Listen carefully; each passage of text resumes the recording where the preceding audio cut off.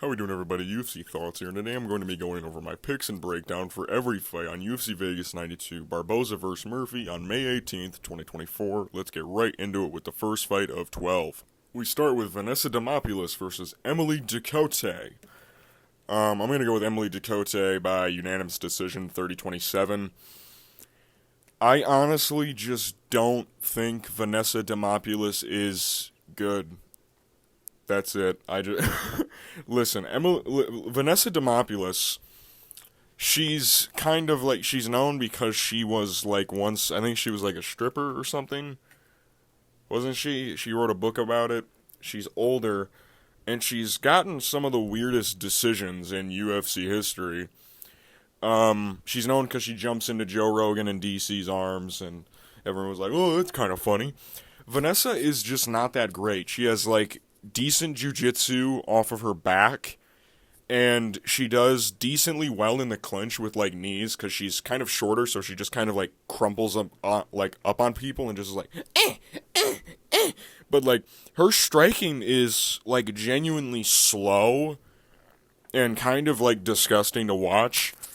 Emily Ducote, listen, she doesn't have like the best track record in the UFC, obviously 2-2, but her last fight against Ashley Yoder, who is decent on the feet, who had the reach advantage, who is cleaner on the feet than Vanessa Demopoulos, Emily Ducote kind of wiped the floor with this chick, not on the ground sense, but on the feet. She cut her open with elbows in the clinch.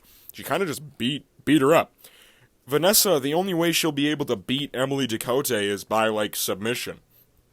Her stand-up is not going to fare well against Emily Ducote, and if she goes for takedowns against Emily Ducote, Emily has a 93% takedown defense, and Vanessa is not good at getting opponents to the ground. She kind of fucking honestly, her like offensive wrestling is trash. Her defensive wrestling also kind of sucks too. She was getting taken down by Kanako Murata. I think it was the girl she robbed in her last fight. Yeah, I just don't think Vanessa is good. Like, she just isn't. she just isn't. I hate to say it like that, but she just is not that great. She has a 4-2 record in the UFC, but besides the finish with the armbar that she had, where she got dropped really bad, they're all like bad decisions by the judges. But that's besides the point. Vanessa, if she does win this, it'll be by submission or trash robbery decision.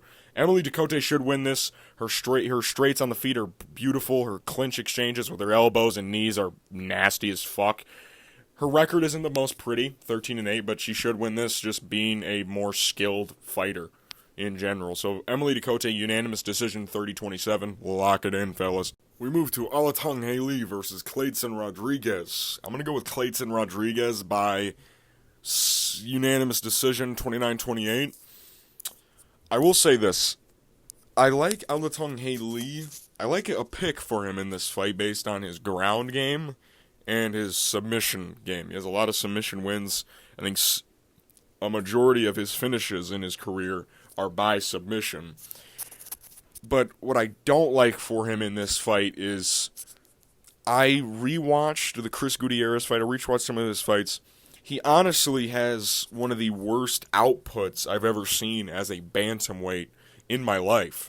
He honestly, in that first round against Chris Gutierrez, I swear to God, I saw him throw 10 punches. It's a bit hyper. I think he threw like 18 to 20, but he throws like 2 per minute. He lands 2 per minute. His striking accuracy also is dog shit.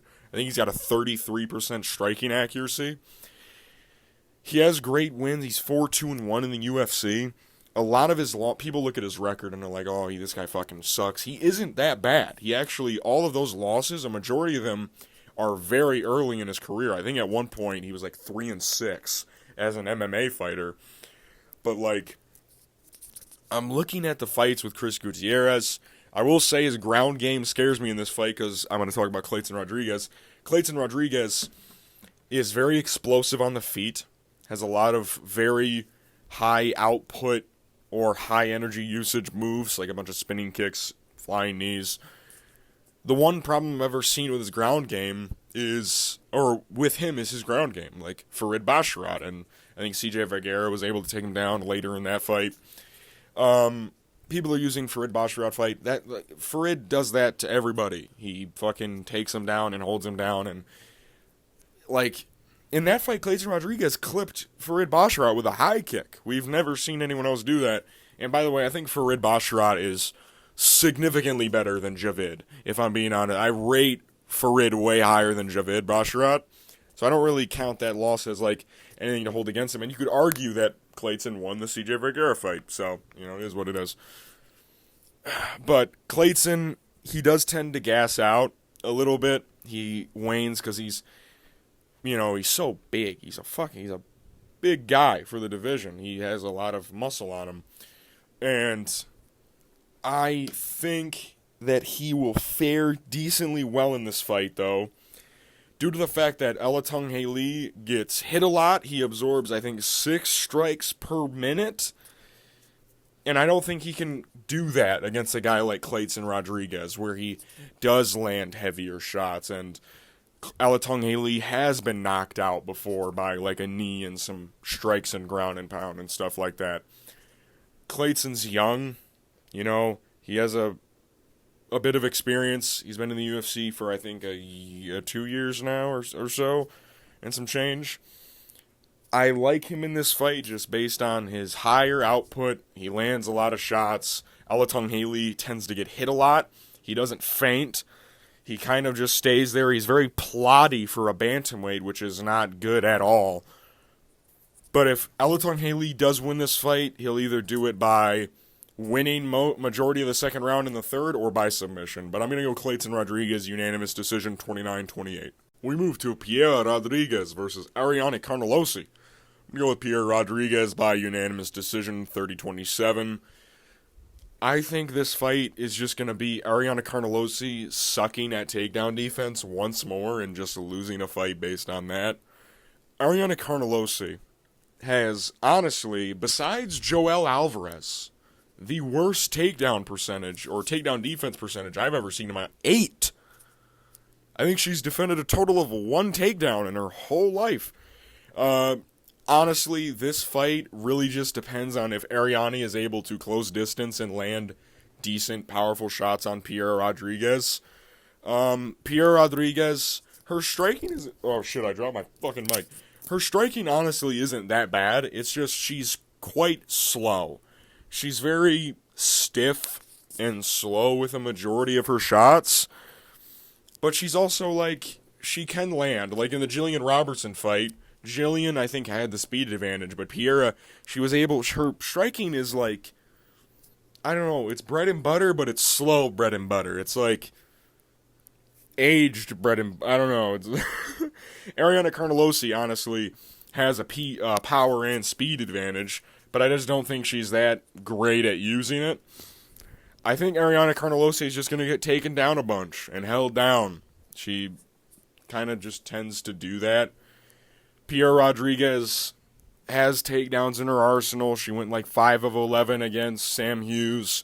She got the 1 takedown she shot against Jillian Robertson, and I think she took down Kay Hansen a couple of times too.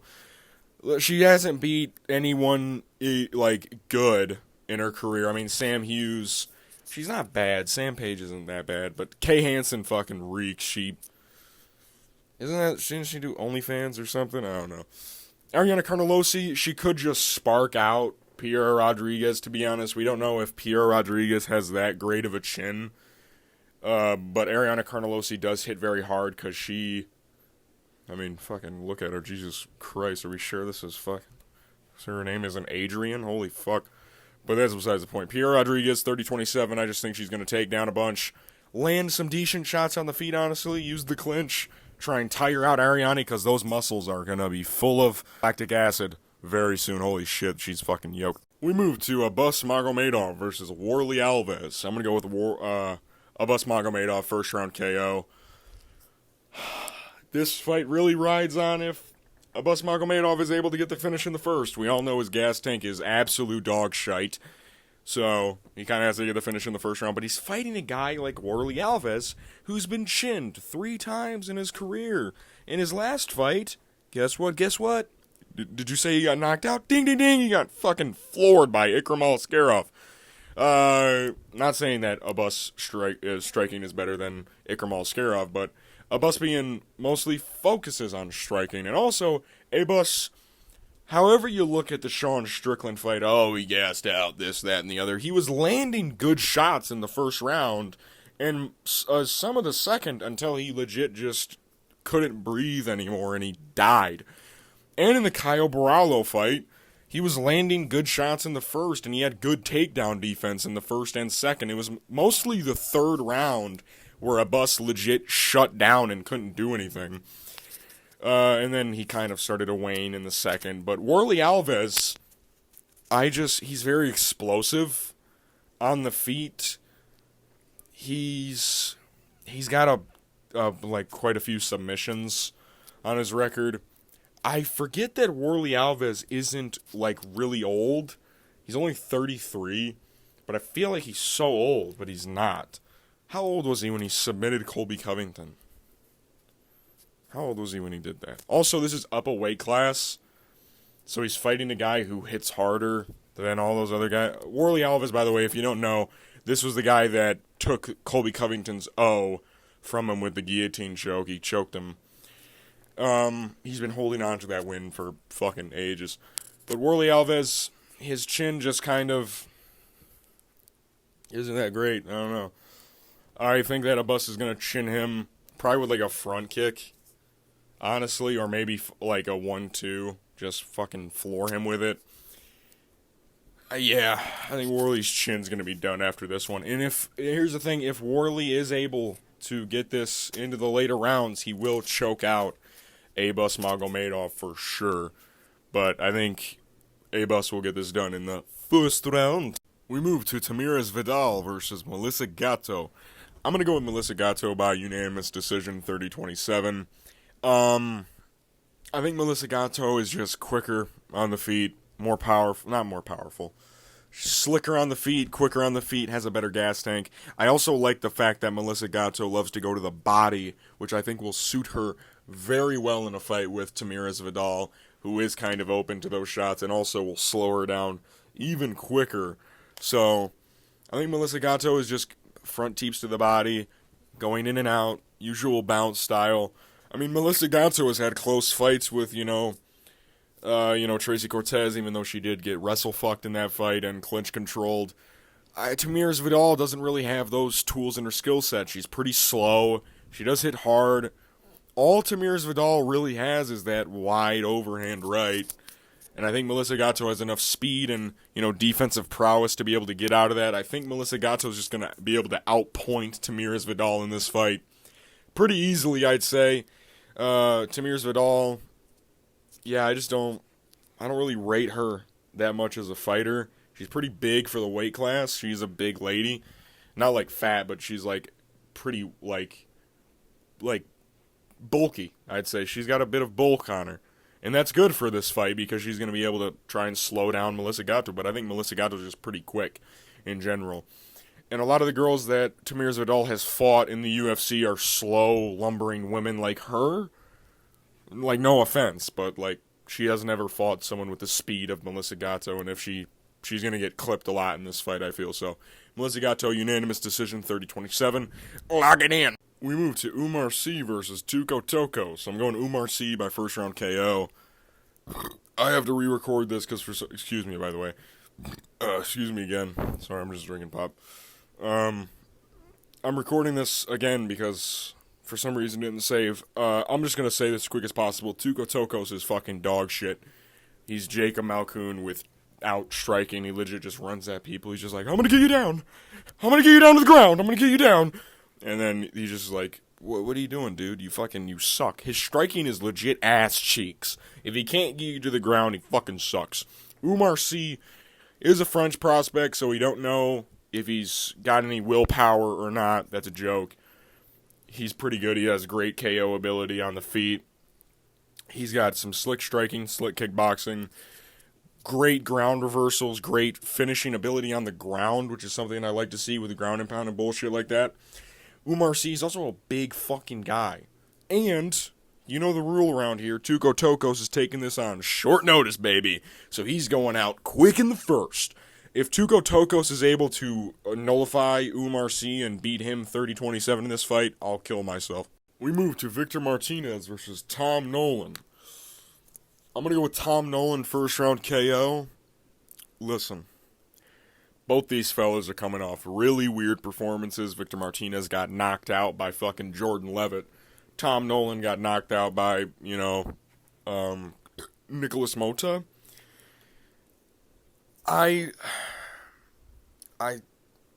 This fight's weird, man. Because, obviously there's one of the guys that got knocked out by a way better striker, right? But the thing that knocked out Tom Nolan in this case is something that Victor Martinez is decent at, which is straight punches. But I think Tom Nolan's size advantage, if Tom Nolan just is able to move his head, I also like his kicks to the body in this matchup. Victor Martinez kind of looks like he has a weak body. I don't know if you understand what I mean by that, but he looks weak into the body. He has a flabby tummy. He's gotta move off the center line a little bit in this fight, because Victor Martinez does have good,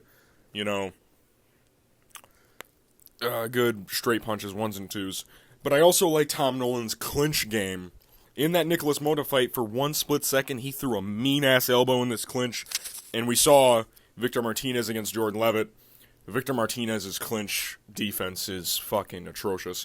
I think Tom Nolan has long-ranging knees up the middle, good elbows in the clinch. I think, honestly, we could see yet another clinch finish against Victor Martinez in this fight with Tom Nolan. Tom Nolan just got to ease his way into it. Get the octagon jitters out of the way. You got to calm down. Settle down a little bit, Tommy boy. Okay? Stop selling parlays. Not that you sold mine, because I don't bet on UFC fights anymore. Also, I can't, because it's illegal. But that's besides. I never bet on UFC fights. Okay? But yeah, you sold a lot of people's parlays, dude. You got knocked out by a guy like Nicholas Mota. Alright? Come on, bro. Settle down. We move to the main card. Luana Pinheiro versus Angela Hill. I'm going to go with Luana Pinheiro by unanimous decision, 29-28.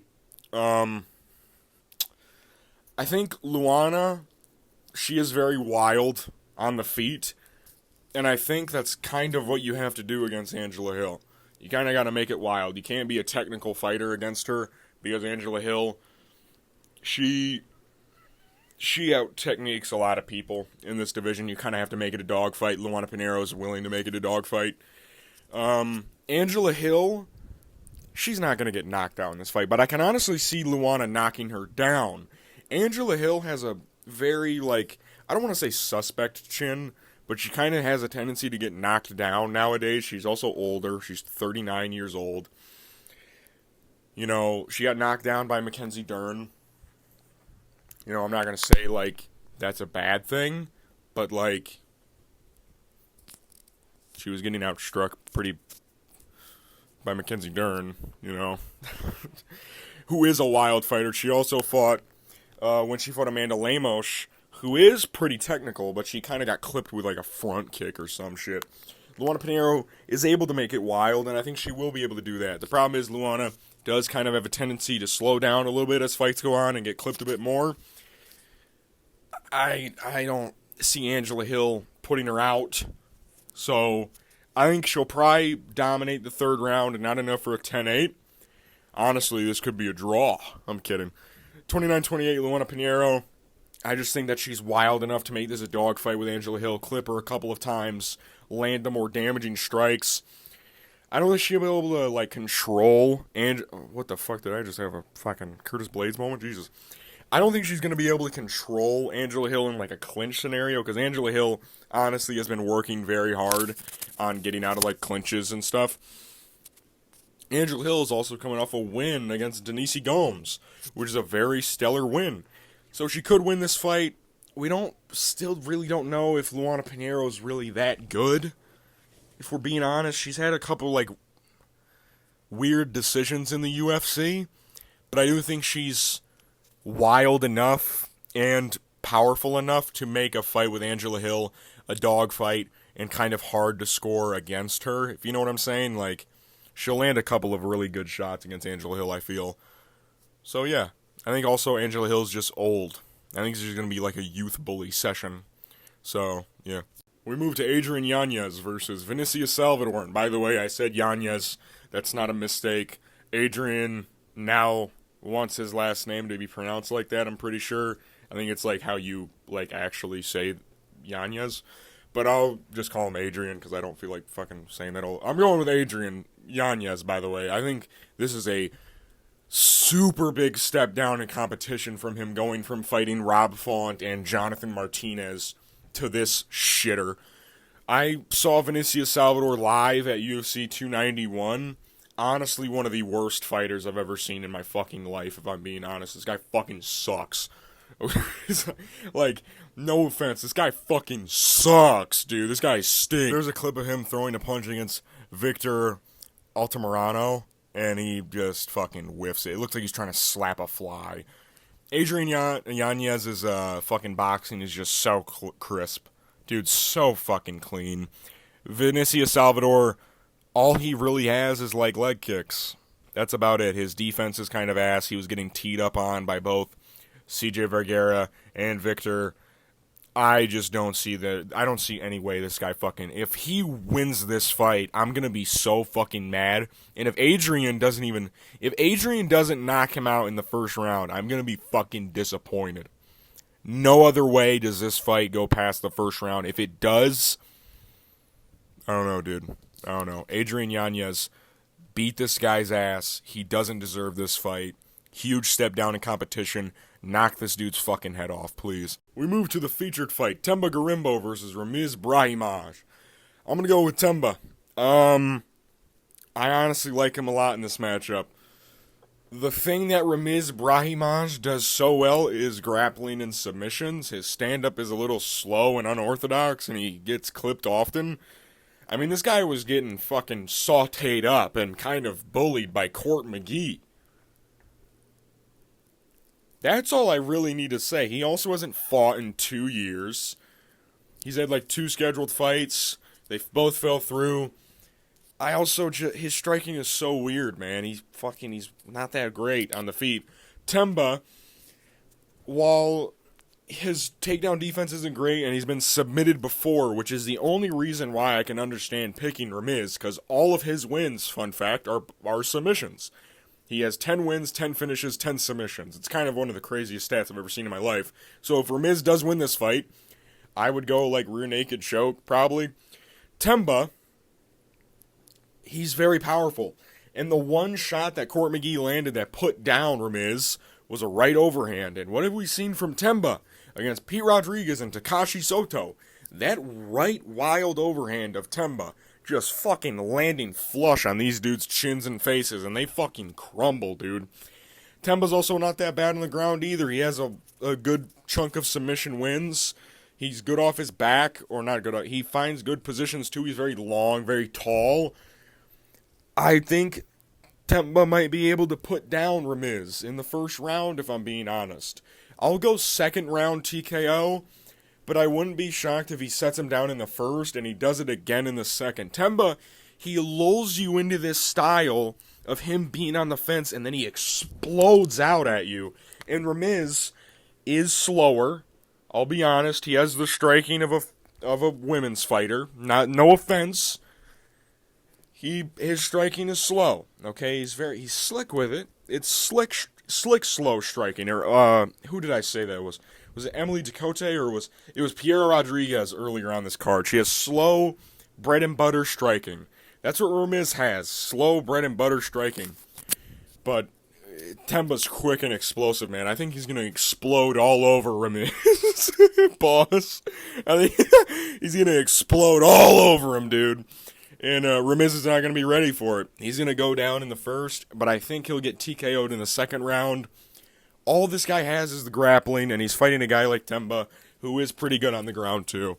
So, second round TKO for the boy, Themba Gorimbo. We move to Callan Chaos Williams versus Carlston Harris. I'm going to go with Chaos, if I'm being honest. I like Chaos in this fight. And I am a little biased because Chaos is actually from where I'm from. But also, Chaos Listen, Chaos didn't have the best performance against Rolando Bedoya his last time out. But I like him in this fight with Carlston Harris. Carlston Harris, while is probably a bit slicker on the feet than Chaos, he also isn't that slick either, if we're being honest. I like Chaos. I think his leg kicks could play effect in this fight. He doesn't throw them often, but when he does, he throws them pretty heavy. Carlston Harris is also kind of just open to shots sometimes. He's also old. He's a pretty old guy, 36 years old. Chaos also has a fucking chin on him, man. All 3 of his losses come by decision. His 2 losses in the UFC are to fucking Michel Pereira and Randy Brown, who he arguably could have won both fights. Now, when I watched the Michel Pereira fight, I thought it probably went to Michel Pereira, but I honestly scored the Randy Brown fight towards Chaos, because I think they only scored 1 knockdown for Chaos, but I remember him getting fucking 2. I remember him knocking him down twice, which I like that. Being able to clip Randy Brown is a very good thing, because Carlston Harris does not have the head movement of Randy Brown whatsoever.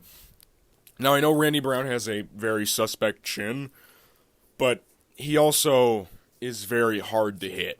Only the very certain guys are able to hit him on the feet at least, like Jack Della Maddalena, of course.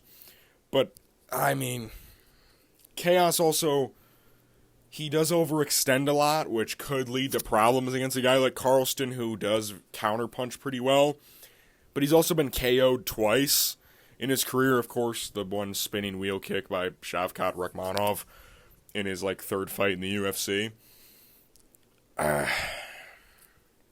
I don't see him taking down Chaos. Chaos has, a very good takedown percentage. The only guy who was able to take him down was welterweight Michel Pereira, who is very fucking powerful, who is very big for that division. I mean, we've seen what Michel Pereira has been doing at middleweight. He's a fucking strong guy. And he wasn't able to really do much on the ground with Chaos, even when he got him down. Chaos is a strong dude. I understand he didn't have that great of a performance last time out. I know it doesn't seem like he's taking his career seriously. I hope he is, because man, Chaos is the shit, man. He's the shit, dude. I just want to see him get another knockout. When he first got in the UFC, of course, he was just setting dudes down. And I honestly can see him doing that to a guy like Carlston Harris. Carlston Harris, to me, just seems like a guy Chaos should have a big issue with, but he just fucking obliterates him in the first minute. I'll go Chaos first round KO. If Carlston is able to drag this into deep waters, I can see there being a bit of issues. But I'm going to go with Chaos first round KO. I think he's going to lunge at him, clip him with the right hand, and he's going to fucking face plant. We move to Edson Barboza versus Lerone Murphy, the main event of the evening, ladies and gentlemen. I'm going to go with Edson Barboza. Listen, I think the UFC is making this fight, trying to push Lerone Murphy a little bit more. This is a fight where it seems like Lerone Murphy should win, but I don't think he is. And I'm going to base this off of his performance against Gabriel Santos. You guys probably don't remember that fight. To do very well against Lerone Murphy, you just have to make it a dog fight. Make him work a lot. Tire him out. And Edson Barboza has been able to do that quite a few times in his career, especially in that, I mean, I don't want to be a Lucas Tracy, that crafty performance against Sadiq Youssef where I picked against him. I mean, his jab was working on all cylinders. He was clipping him with hooks and shit. He was tripping Sadiq Youssef. He was able to take him down a couple of times. And I think that's what's going to help him out a lot against Lerone Murphy. Lerone is very young. He's very athletic. Not very young, but he's younger. He's athletic as shit. He's got speed on his side. If he doesn't finish Edson Barboza in the first round, I honestly think that there's going to be a lot of problems for Lerone Murphy in this fight. I think Edson Barboza's leg kicks are going to be on full effect in this fight, if I'm being honest. And kicks in general, kicks to the body, kicks to the legs. I don't know much about high kicks. I think Lerone Murphy has decent high head kick defense. But Edson, if he's able to drag this into deep waters, I think Lerone Murphy's going to have a shit time, if I'm being honest. I think he's just going to have a very bad time in this fight if it goes into the later rounds. They're beating each other up. I want Edson Barboza to dig to the body like he did against Sadiq Youssef, just fucking rip to the body of Lerone Murphy. Lerone Murphy, last time out, had the performance against Joshua Kalibau, which was decent. In the third round, he kind of dominated him. Lerone Murphy's been working out, not working out, but working on his style a lot.